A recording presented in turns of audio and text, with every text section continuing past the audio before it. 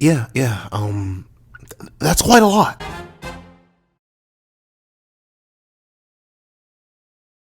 Thank you to our final patrons, Sinus Lancelot, Artgoon, and Praise the Sun. And a big thank you to our noise $69 tier patron, Brian. Now, before we hop into this breakdown / review of chapter 183 of Jujutsu Kaisen, please do me a favor, leave your own thoughts on the chapter in the comment section down below. Leave a like and subscribe if you haven't already. Also, make sure to hit that little notification bell so you don't miss out on any videos that come to the channel. Also, I do have a Patreon down below. We can support you for as low as $1 a month. Any support will be appreciated. Now, let's get into 2 weeks ago's poll. So last time I ended up asking, did y'all really think we were gonna get domain? Honestly, like after the whole triple domain fiasco, Gege kind of ruined my trust. Like I'm not sure I can trust Gege that much anymore. So of course I wanted to ask y'all, well, do you think we're gonna get it this time? And of course, a whole ton of y'all had confidence in Gege with a meaty 84% out of 121 votes. Y'all said yes, Yu's domain gains were too much, Hakari not so much, and only 14%, or no, I cannot read, 16% went with no. Hakari is too crazy strong to have his own domain this soon. And notably, shockingly enough, I was in the camp of no. I really didn't think we were going to get the domain, mainly because we haven't even gotten Hakari's curse technique explained, or like even seen. Like we saw the doors once, which apparently are a very big part of this curse technique. That's it. We had just seen the doors. No explanation of what it was. Never got a name for it. This is pretty much, I think this is the first time we've ever gotten a domain before we actually had to see the technique used more than like one panel. So I was a little bit skeptical, but nah, you guys were right. We did get the domain this chapter, and quite a domain it is. So, well, thank you guys so much for participating in last week's or 2 weeks ago's poll. Make sure to participate in the next poll, dropping tomorrow at 12 p.m. Now, let's get into chapter 183. What's up, guys? I got the pencil here, and here we are for you, chapter 183 of Jujutsu Kaisen, which is known as Tokyo Colony number 2 Colony Part 3, which should be known as Love Train. It's kind of crazy. I tried to combine train and crazy there and just didn't work out. But still, it goes dumb, it goes stupid. However, let's hop right into the chapter itself. So, we get to see just where we left off last chapter. I mean, it's a slightly redrawn panel. Hold on, let me see if I can pull up last week's panel. Yeah, it's just a more, hold on. Yeah, it's just a more slightly detailed version of the second to last panel from last week, except instead of like the shock or like, I forget I'm not even sure how to call it, but like the wave flash of white light and gray shading all over Bernard's face, he just has like general normal Gege type shading, which I think works. It's a good way to call back to the last chapter and at the same time not just reuse a drawing from the last chapter. But we get to see that essentially the exact thing that was said last chapter is happening. Bernard is getting an entire in-depth, juicy, top-of-the-line rundown on what the heck this domain expansion is. And notably, he doesn't just get the explanation of his domain, but he also gets the explanation of his curse technique, which I'm not sure if we get. Because we just get the domain, I'm pretty sure. So I wonder what he sees. Because the next page goes on to just explain CR Private Pure Love Train Idle Death Gamble. Like that's the whole thing. And we get to see a whole bunch of characters that doesn't even look like Gege designed. Like I doubt he actually got these from anywhere else unless he has like a friend that allowed him to use his designs. But like straight up looking at these characters, it doesn't look like Gege would draw them. Like Aya Saito, Yume Asagiri, Sayuri Amanogawa, like these just straight up don't look like Gege designs, and I think that's great. Like I know it's supposed to be a manga within a manga, or a reference to a manga within a manga. So I think it's really, really cool that Gege actually just said, you know what, forget my basic art style, snap it, and then create something entirely new, just for admittedly this one character.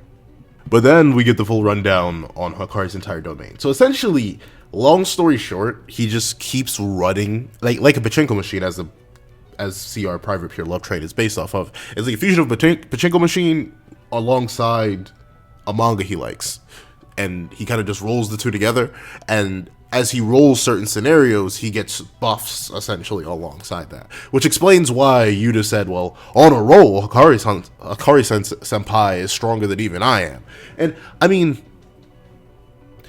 That's the thing. Like, I can't say no to that. I'm gonna agree with you. As much as Maki like downplays Hakari here, I'm assuming that's the case after a while, though. Like, he gets to these doors and stuff like that. They keep summoning. They essentially allow him to keep comboing and entering these different scenarios, and depending on the scenario and the likelihood of the scenario's success, he'll get a greater buff from that. He could possibly hit a jackpot. Once he hits a jackpot, he's pretty much broken, busted, stupid. However, I don't know. Like, is it, and this is where I wonder about his curse technique, right? Like, does this also apply outside of his domain? Like, does the domain simply increase the aptitude for it and, like, give him a higher probability? Or these buffs just domain exclusive? Because if they're domain exclusive, anyone with a counter domain, I mean, I guess this thing's pretty defined. Like, the fact that it has all these visualizations and details to it makes it pretty darn complex. So I'm assuming it's to a high level. But at the same time, someone pops out, I don't want to just say Infinite Void, because obviously that's one of the most refined ones. But, like, could Coffin of the Iron Mountain could a strong Chimera Shadow Garden just, like I'm kind of wondering, anyone with their own, like, counter domain or option. Maybe the only thing I could see not working in this domain is something akin to a simple domain or anything like that. Mainly because Hakari himself he doesn't have a guaranteed hit effect, and that's what the main thing simple domains are made for. They're meant to stop that effect. So hypothetically, I feel like maybe Hakari could just, like, bully someone in there and try to keep someone from activating their domain. But even then, like, we see Bernard is able to fight him in here. So I don't know. I feel like I do 100% believe Hakari is still holding back. Like, it feels like, considering he has this whole, like, cute cinematic on how to explain his domain and stuff like that. Like, I don't think he's actually trying to assault and end Bernard's life, to be completely honest. But at the same time, I don't know. After the whole Yuta 3-way battle, I'm gonna need some more sauce than this, Hakari, before we can start approving your application to being stronger than Yuta. I'm not gonna lie. At least feats wise. Like, we'll take the statement. I trust Yuta. I doubt he'd lie about something like that, because it's pretty much pointless, especially since Hakari wasn't even there when he made the statement. But at the same time, I'm gonna need some more. I'm gonna need some more proof. Not gonna lie. But then we get to see. I love Bernard's reaction to it. Right, like, he literally gets the free cheat code to the entire domain, and then he's just like, "Don't info dump me with all that garbage." Like, dude, would you prefer if it was just completely random? like straight up, would you have liked it if you just didn't get any information and then you're just getting randomly rickrolled? Like straight up, I don't know. I get it. Maybe you don't want this filthy information. It's consuming my brain. I get that, but at the same time, I don't know. In a battle of sorcery, information is pivotal. So all that information, even if it's info dumped at once, I think it's pretty darn useful to have. And my favorite thing about that whole interaction is how Hakari doesn't even say anything back. He's literally just grinning at him as his domain gets set up. So obviously Hakari still is having fun with the dude. We get to see that since Bernard has all this information, he's just mentally identifying everything. And as he realizes that this is the starting stage, Hakari instantly plays his coin. Or, like, you know, you have to put money into a pachinko machine to make it start. Bada bing, bada boom. That little green ball seems to be his money. And he throws it out, and the game starts. It's a green game, and suddenly the two doors come in and nearly slice Bernard in half. Kind of like the same thing they did with Yuji, except this time Hakari manages to dodge perfectly. I think Yuji dodged too. I thought he had a block, but no. I think he started just eating hits later. Then we get to see that this roll that he got with the green ball led to these red doors, and then when that's over, bada bing, bada boom, they transform into Raichi, and now they're in a certain scenario. But the thing is, with the stage change, there's complicated rules that come with that. Like, each different stage change, while they may have similar appearances, they all have different probabilities to them, and with Raichi there, something crazy could happen. And apparently, this is a low chance. This is a low roll, not a good one. And we get to see that the criteria for success is Yuki passing through the gate and arrives to work on time. That's how he gets a jackpot. But considering this is a low chance gate, bada bing, bada boom, it's very unlikely that Yuki will actually get to work on time, and thusly Hakari will not get a jackpot, meaning he has to re-roll. And notably, I don't even blame Bernard for this. Like, I try to attack it too. Like if I'm in his domain and I have no choice, like no counter domain option, whether that be like a symbol domain, a domain of my own, or like any sort of curse technique negation, I would probably do everything in my power to stop it. However, of course, considering this is all just a weird visualization made from Hakari's curse energy, he can't really attack anything there since there's really nothing there at all. And there's essentially no way to stop the simulation from running. Just like once you put your money in, it's no way to really stop a pachinko machine from just rolling it for you. And then we get to see that Bernard realizes he only has two options. He can either just sit around and wait for Hakari to hit a jackpot, or try to defeat Hakari before he hits a jackpot. Which is why I still say, like, for that very reason, I still think Yuta would like, sorry Hakari-senpai, I cannot let you get that jackpot, and then proceed to curse speech, wombo combo him into oblivion with Rika. Like, maybe Rika, I wonder though, like, Rika just appears through portals. So in a fight with Hakari, could Yuta just, like, resummon, like, notably we see that the other sorcerers, Uro and Ishigori, they were like, hold on, wait a minute, let's get this domain up and keep her not in it, and bada bing bada boom. Like, they were trying to keep Rika out as if that would work, but we've seen Rika just zoop and then whoop. So maybe the whole separate space of a domain locks Yuta off from that. So maybe Hakari would have to pull the same thing. He'd have to activate Restless Gambler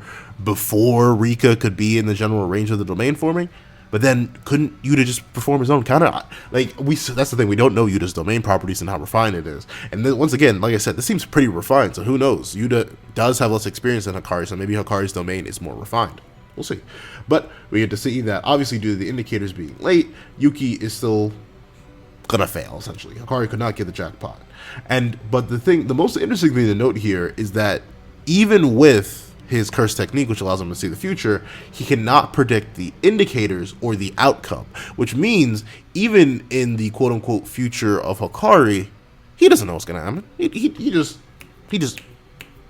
throwing a swing, like, he just living his life. And it's a good way to counter future vision, but it's not like Bernard's future vision was really that good to begin with. Like, being completely honest, though, it's interesting to see that these two are kind of just locked in this eternal duel. And all Hakari really has to do is stall against his opponent in this domain. Because as long as he just keeps re-rolling, like, sure, he got a 4-5-4, which isn't a jackpot, he can just keep trying to get stronger. It's not like he has a limited amount of quote-unquote money. It's not like he has any limitations to his abilities. So he could just keep, hey, trying to hit it, hey, trying to hit it, hey. Like he could just keep going for as long as he pleases, and that makes it pretty darn snap without any sort of specific counter to that. And I'm very interested to see what Hakari's buffs are. Like, is it just a curse energy amp? Like, what does he actually get with these buffs? I'm very interested to see. Then we get to see that Bernard once again acknowledges the fact that, hey, either I defeat him or he draws a winner and defeats me. So he's kind of stuck in this loop. And I love how Hakari, like, after failing, is like, too bad, you know?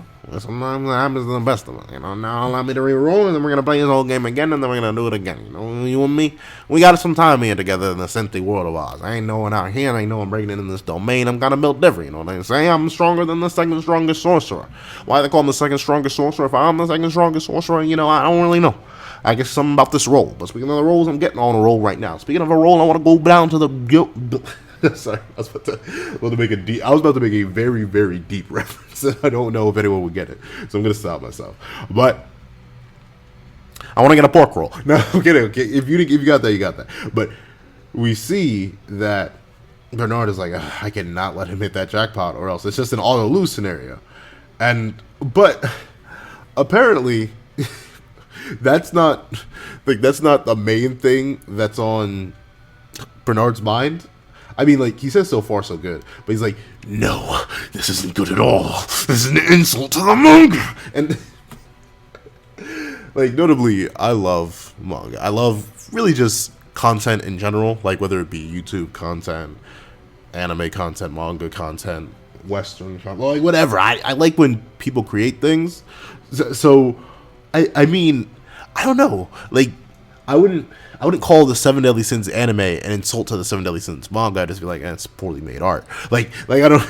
But apparently, Bernard, once again, just because he's so insanely passionate and true to form about everything in his life, he simply can't stand that Hakari would dare defile a beautiful manga with this filthy pachinko. Like, seriously, the deep dive, the like the madness that is within Bernard's head. That is, he's something else. He is something else indeed. I put much respect. No, I don't. What? Let me not even lie. Like I was gonna say, I put much respect on his name. No, I don't. I really don't. I think he needs help, mentally, physically, sorcererly. Like, give this man some curse energy up. Like something like that. Like help this man out, please, because he's obviously not gonna help himself. But with that being said, I think the most interesting thing is that like he tries to critique Hakari on how to run his own domain, and he's trying to attack me like, you think you can really just run this game on me forever? It's not like you can dodge me, considering I can see into your immediate future. And I love how Hakari, like throughout that entire interaction, just like casually palming away the G battle staff, like, yeah, wow, how amazing you are. Like, he actually, like, normally he looks like he's having fun, but on that one panel where there's just like multiple stabs of the G battle staff and Hakari's just palming everything away, he actually looks like, dude, you realize what you're saying and what you're doing does not match up in the slightest. I find it hilarious. We get to see that as Hakari dodges and straight up says like, yeah, you're spitting. If you could actually land a hit, dumb bubblegum built like, but we see that dodging, like as Hakari makes that very definitive statement, like, you can't hit me, you suck, and Bernard goes on to be like, that's right, I may suck, but dodging is also, the golden doors pop up, and we see that with that popping up, it kind of breaks Bernard's concentration, and once again, considering how fast Hakari really is when he's actually trying, he just completely gets out of the range of Bernard's vision and thus his future sight. So he literally blitzes, like, once again, I called it Kingdom Hearts 2 nobody reversal, but like straight up, like he was fighting a dusk, he straight up reversals behind Bernard and boom, like he hits the swinger on him, the slobber knocker, if you will, and he straight up says like, hey, fun fact, whether I'm going easy or going all out, I've never gotten past 30. Like, in terms of how many rolls it takes, he's never taken that long. And that's still a lot. Like, I'm assuming him taking it easy really is just blah, blah, blah. Like, that must have been when he was practicing, right? Because, like, within this chapter, he gets the jackpot within 2 rolls. So that seems like a much more reasonable time than 30. like 30 against any opponent relative to you. I really don't think it'll last. I'm very, like I said, I'm very intrigued to see Hakari fight someone who's actually on his level, because this domain, while it seems useful on a basic front, I feel like in the long run it'd be way too risky to really rely on.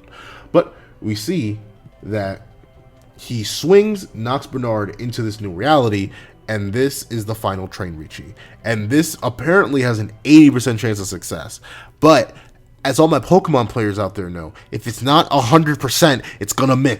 So obviously, there's a very decent chance that this could still fail, that 20% chance. But then we get to see the hypothetical scenario this is all built on. It's the whole interaction between Yume and Yuki. And obviously, with Bernard being all on like, I will not let you dream your dream reality. I will stop you, Madara Uchiha. But Hakari's like, no, and proceeds to keep attacking him while the simulation is going on, because they both know, well, obviously you can't do anything to the simulation, and Hakari doesn't want to just stand there and let Bernard try to attack him. So these two are throwing hands, and we get to see that Yuki is standing there watching the train, and the train is here. And with his in-depth knowledge of the domain, and I'm assuming the manga itself, he's like, he knows Yume is on the other platform, and if she doesn't get on it, departs and reappears, then he hits the jackpot. So if she were just to get on the train and leave, then that's the 20%, that's when it fails, and Hakari does not get the jackpot. So we see Bernard is essentially just hoping because he can't control it. This is essentially entirely autonomous of both of them as far as he knows. So he's kind of just hoping that nothing happens here. But as he's in the middle of the simulation, he can't stay entirely focused on the fight because he's hearing all these background details. And notably, we get the train on platform 2 will now depart, and like he knows. He knows that he can't do anything about it, but at the same time, he's still like, leave, get out of here, Yume, as if, like, they can actually hear him. And he's, like, demanding that they get on the train and go. And you almost see this, like, future sight eye that he usually has. But as he uses it, we see the love train go on, and then the train leaves the station, and supposedly she's not there. The train departed, and supposedly she's on it for that 20% chance of failure. And we see Bernard actually manage to get Hakari a decent chunk out of his side, like straight up, probably missing a rib or two there. And as Hakari coughs blood, he's like, huh. But Bernard is like, if this was a game of skill instead of luck, you might have won, don't you think? But then we see the impossible happen.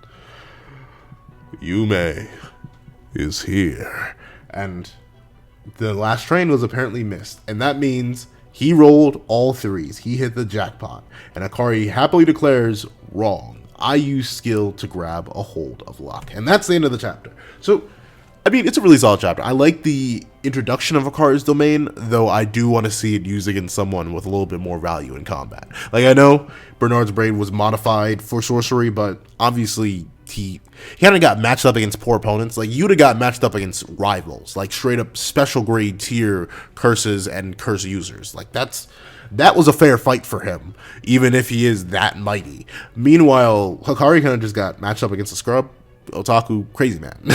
So, like, him whipping out his domain when it is probably the furthest thing from necessary.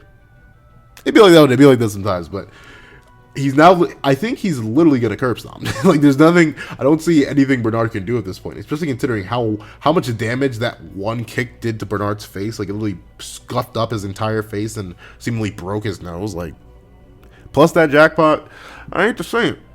Well, looks like you're getting up out of here, Bernard. However, it's really a solid chapter. Probably a nice, juicy 8 out of 10. However, those are my thoughts on the chapter. Please send me your thoughts on the chapter in the comment section down below. Thank you so much for watching. Remember to like, share, comment, and subscribe. And make sure you hit that little notification bell so you miss out on any videos that come to the channel. Also, I do a Patreon down below, links for as low as $1 a month. Any support would be appreciated. Thank you so much for watching once again, and I hope you guys have a wonderful day. This is Dago the Pencil, writing off.